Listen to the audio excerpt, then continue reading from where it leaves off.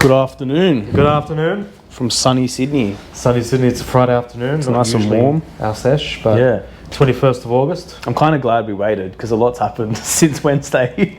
Look, I was also thinking the same. There wasn't much news up until Wednesday, but a lot's happened in 3 days. Yeah, shall we start with crypto? Let's start I with reckon crypto. we should start with crypto. You know me. How good is it at the moment? Well, I saw Bitcoin jump up like 15%, XRP up like 30-40%. Yeah. It's pumping. It's really pumping, and I saw because Trump had a was it like a meeting? Yeah. He did a presentation. I watched it live, to be honest. Yeah. What's happening with it? Yeah, well, it's really interesting. Like, he's got the big dogs in there from Binance. You've got Brad Garlinghouse from Ripple and a couple of other guys. And I think they're obviously talking about, I know Trump announced his Bitcoin reserve, which I think has pumped the price of Bitcoin to where it is now at 75K. But he's talking, and as he's promised before, he said he wanted the US to be the crypto capital of the world. So I think he's delivering on his promise, because everything that's happened since then has been backwards. Like, crypto's gone backwards since he's kind of come into presidency. It went up a little bit, but it's bottomed hard. We haven't seen Bitcoin that low for I don't know how long. Probably at least 18 months. And the timing is, you can call it coincidence, but I don't think it's all perfectly timed, because we had the Clarity Act that was sort of meant to be voted on in August, and then it got shut down. But now they've actually announced the date in September on the 15th. So the timing's pretty perfect. Midterms, I keep saying midterms to you. Midterms, yeah. I think you're right. I think you are right in the fact that he looks like he's going to pump both markets. He's going to pump everything. He's going to pump everything as hard as he can, and it's working. You look at the back of just the meeting they had, and then if the Fed reduced their rates, the Bank of Japan increased theirs, and the Clarity Act all gets passed in September, whew, dominoes. Well, interesting you say about Japan. They intervened in the Japanese market, which is unprecedented. Yeah. Usually, and like we're talking about the reverse carry trade, it's definitely unwinding. But what America decided to do, or the US decided to do, rather than just let it unravel and cause global havoc, they decided to help the Japanese with an olive branch and said, hey, let us help you support your currency. And it's actually looked like the tremors that were coming from the reverse carry trade looked like they disappeared a bit. Yeah. Well, it'll be interesting, because that will only last so long, because I know that it weakened, but it's still strengthening. Like, it's dropped back. I think it went back to like 160, but I think it's coming back to around that 158. If it gets to that 157, 156, off the back of a rate rise, and there's no stopping it. Yeah, well, you've got like Scott Bessent there. Yeah. And the thing is, he's a pro. Yeah. When it comes to currency markets. Yeah. I think he was part of the Soros Fund. They almost bankrupted the Bank of England back, 30 years ago or so. Yeah. So I think he knows what he's doing. Yeah. And I think they're quietly confident. I think everyone's expecting them to now put more money to support more the Japanese yen. But yeah, I don't know what they're going to do. Well, it all comes down to the price of oil as well, because if the price of oil just keeps going up, well, the US dollar will essentially get weaker, won't it? Because if the wars carry on, then the US dollar continues to fall. Essentially, because the oil gets more expensive. Correct. So, and then the yen obviously gets weaker, and they need to strengthen it. So, yeah. Look, I don't know what they're doing in Iran. I heard the Iranians come out the other day saying, we're just going to wait until Trump leaves. I think it was Oman or UAE have decided not to do trading, trade with Iran as well. So it looks like the White House has changed the tactics a bit, rather than just going full on, let's just pummel everything. Well, let's go economic. Yeah, the proof is in the pudding. Like, they've literally come out and said, like, we're going to economically strangle them. But that strangles the whole world, because they're cutting off oil trade, right? So it's like the foundations are set. Yeah. So now it's just a ticking time bomb. It is, and I think this is where Venezuela comes into it as well. You know, I think when it comes to the oil supply of the world, the US are pumping. They're pumping oil out. I think the world is less reliant now on oil than it was 6 months ago. Yeah. You know, but it's interesting. You know? It is. It's a shift in dynamics in how trade is done with oil, and in power as well. Like, you know, we're seeing China and Russia step in a lot more. It's like, I know Xi's come out and said like this needs to stop, and then Russia is sending stuff to Iran, and like NATO is starting to get involved with the Ukraine war. So yeah, I think the foundations are set. They're just gonna keep allowing things to unravel, and again, this is just that play of like, when the way the financial system has been set out for such a long time, they change it, and they change it through problems. Yeah. Essentially, that's what we're seeing. We're seeing, like, think about this, right? Like, Iran, the US went into Iran because they were developing uranium. They said they were developing them for nuclear warheads. How do we know that? Like, how do we know? Like, they just said it was happening, and a war started. And apparently Trump won the war 2 weeks after. Yeah. But it's still going on 6 months later. And then we've heard murmurs of the US potentially using nukes against Iran if they have to. So you went in there to stop them from developing a nuke, but you're going to go and use a nuke anyway. I know. So, like, you look at it, you step back and you go, like, if you see the whole picture, you're like, this is just, there's more to this than a war, right? And we've seen it before. World War I, World War II, financial systems changed. Yeah. And I think that's what we're seeing. The US is in $40 trillion of debt now. So it's gone up $3 trillion since the start of the year. So they're still spending money. They're spending it. They have a plan. They are spending it like crazy. Why would you keep spending that much money when you're in a war, spending heaps of money on missiles and all that stuff, and price of oil's going up, and you're still spending? To me, I think it's done on purpose. You know, like they do know that they have a massive debt pile. Yeah. They know they have big interest costs. They know it all. Yeah. But ultimately, because the world currency status is the US, the reserve status, sorry. Yeah. That just means that they can do whatever they like. Yeah. You know, so I'm not sure what their play is, but to me it looks like it's done on purpose now. Yeah. It's like they're just spending. And the US aren't the only ones in debt. Like, Australia hit $1 trillion. I saw that too. Right? And we're actually not too bad compared to the rest of the world. So everyone is in just an astronomical amount of debt. So how do you fix it? You just change systems.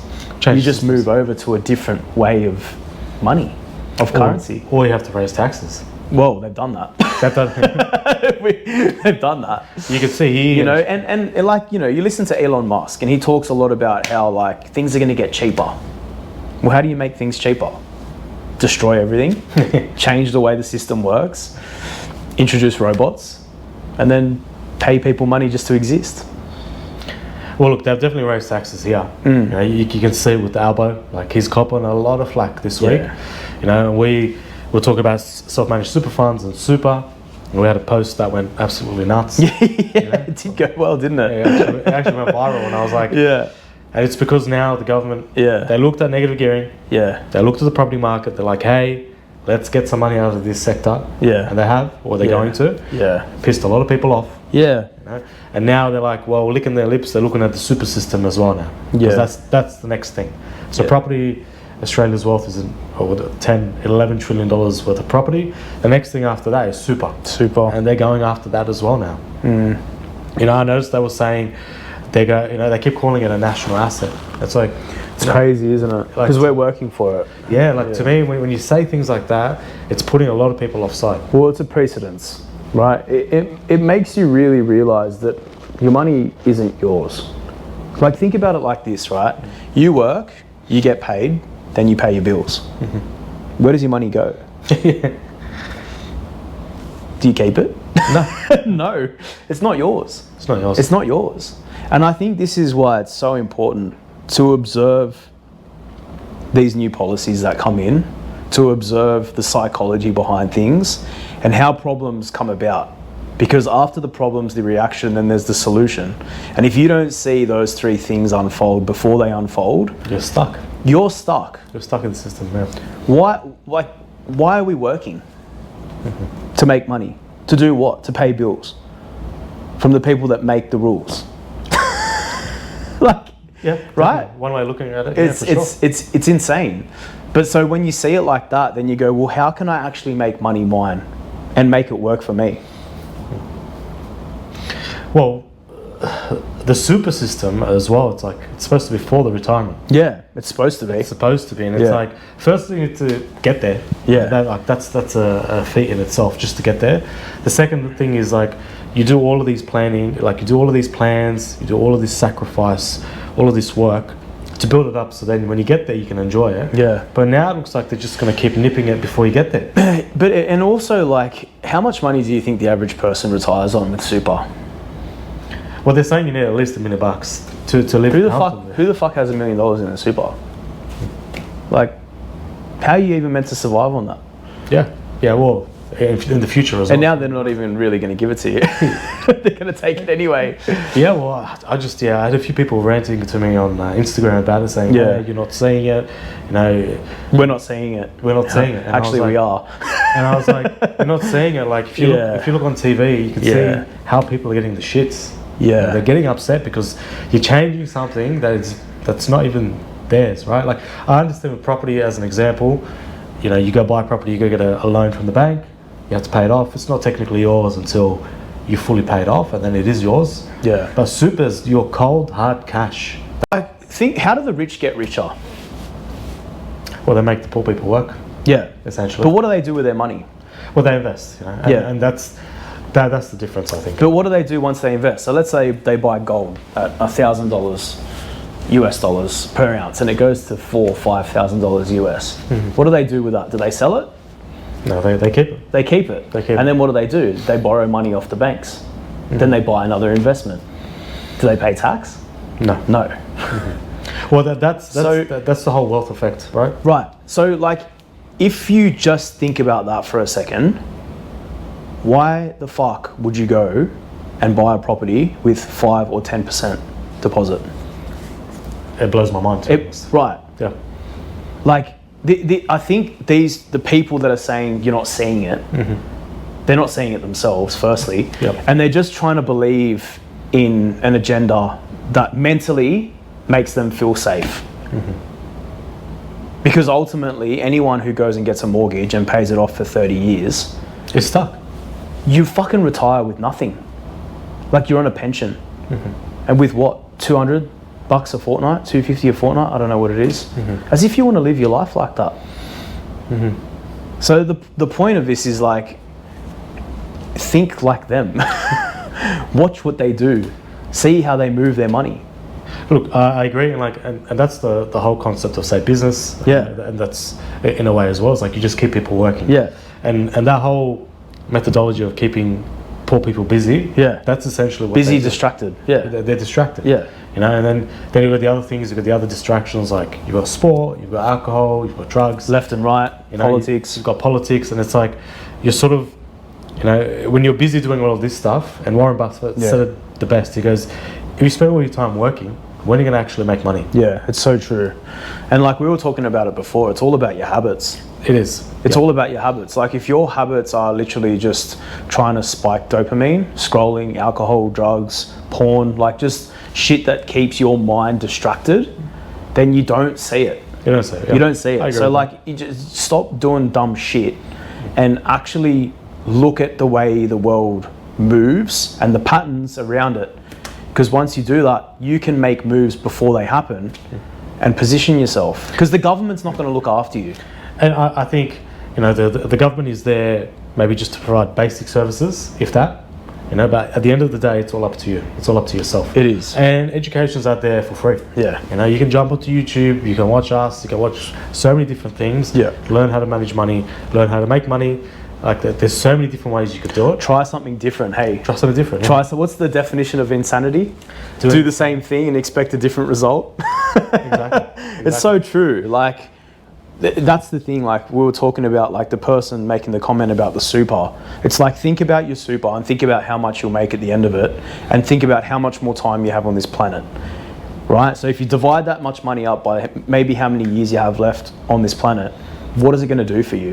How is it going to make you feel? What kind of fucking life are you going to be living? This is true. Yeah. And then think to yourself, is that it? Probably not. Probably not. Maybe it is. I don't know. Could be. Look, for some people that's okay. Yeah, you know? yeah, for sure. Everyone's each to their own. Each to their own. Like I talk to people, they're like, I'm happy with my corporate job. Cool. Oh man, you know what? Happiness is the key. If that's what makes you happy, go for it. Whereas you have some people that want to be in business, or you have some people that want to do a startup, or whatever they want to do. Yeah. You just need to do it, like you said, to keep yourself happy. But saying that, you'd also like government to help you just have the basic services there for you and not tax the shit out of you. Yeah, I personally don't want to have to rely on the government. That's the way I see it. It should be just a safety net. Yeah, yeah, that's right. It should be, if you for some reason, out of work, you get the dole. If there's public housing, you just fall back on it. But but in saying that, what they're doing lately, I think, is pissing a lot of people off. Well, that's the thing, right? We talk about happiness, and it's like, how many Australians are actually happy right now with their situation? Well, you can see the Greens. I saw that on the TV last night, and you saw Pauline Hanson. Both of them are coming up. Because the major parties are not listening to the people. They're not listening. They're raising taxes, and all the things that they said they're going to do, they're not doing it. Yeah, yeah. So, and I heard this thing. Well, the Greens are pushing, or I think the Greens or Labor, they've actually passed it. They have got this big green energy infrastructure that's coming through. Basically, all this international money, and they're going to give them a tax holiday to be taxed at 15% only until 2040. Wow, that's nice. And it's like, you're actually incentivizing foreign business to come here, invest money here, tax them at a lower rate. Why don't you give that opportunity to an Australian company, an Aussie company? Young Australians are going to leave. We like, me included. Why would you stay? As much as I love this country, as much as it means a lot to me, I don't see how a future can be built here.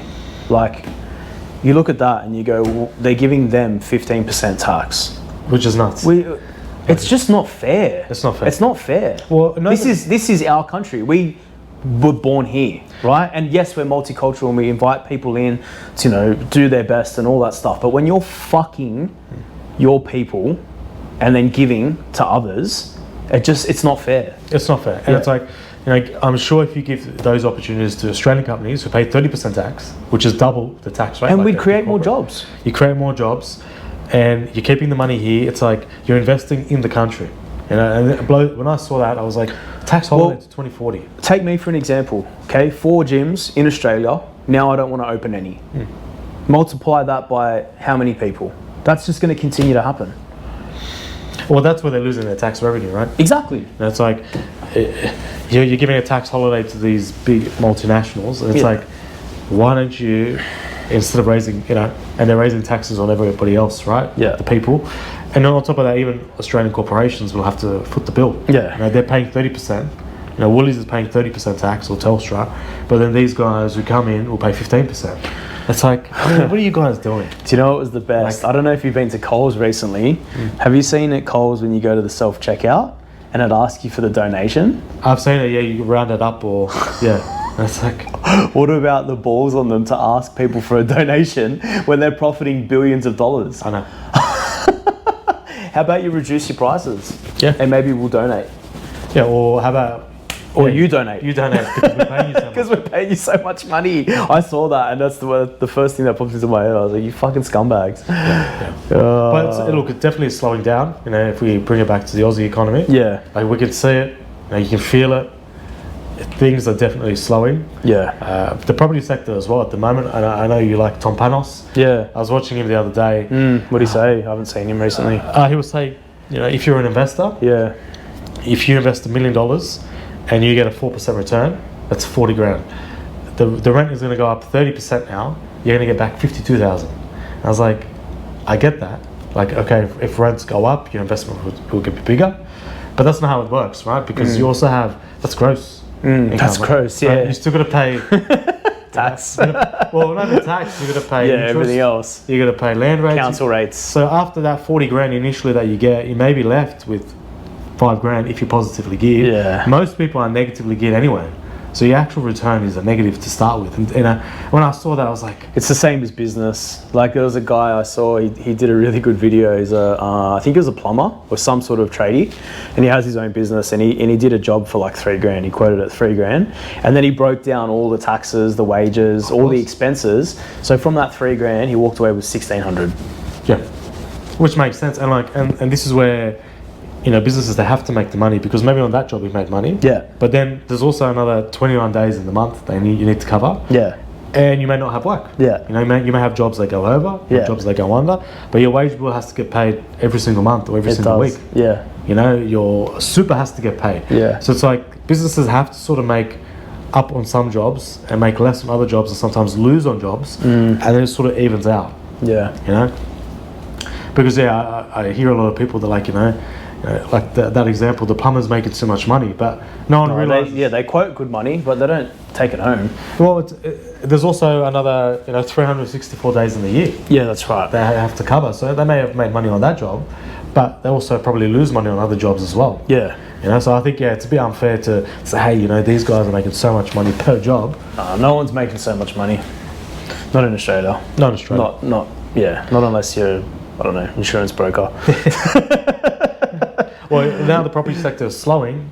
The trades are slowing first. Yeah. A lot of builders are not doing well. They're slowing down. Yeah. A few BA firms as well went under. Yeah, I saw that. Well. And I saw there was a bit of a push on like those really quick, those 3D printed houses. I don't know if you saw that. It was on the news. I've seen it a couple times, and it's starting to rehash again.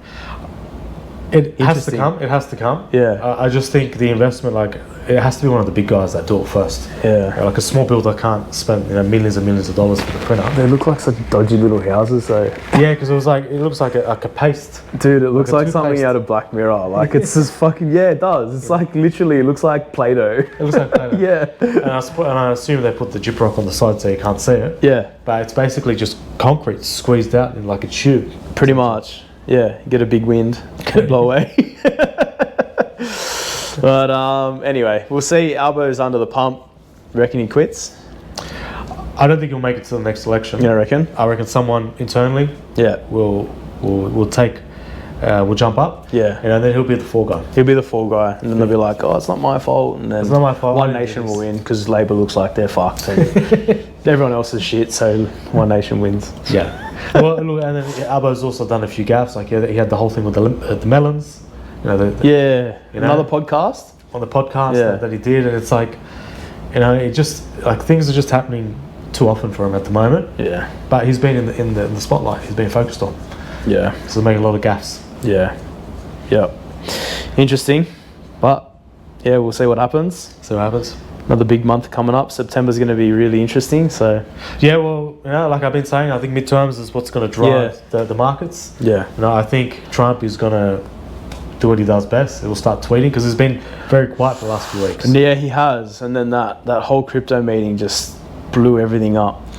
It did. Like the markets actually went down. Yeah. Overall, because a lot of money went to crypto. Yeah. In the last few days, so people sold off the stock market, went into crypto. Let's see if it lasts. Yeah, I think we'll see a bit of a pullback. Might be a bit of a bull trap. Who knows? Well, if you made 15-20% in 2 days, you've got to be happy with that. Buy the bottoms, baby.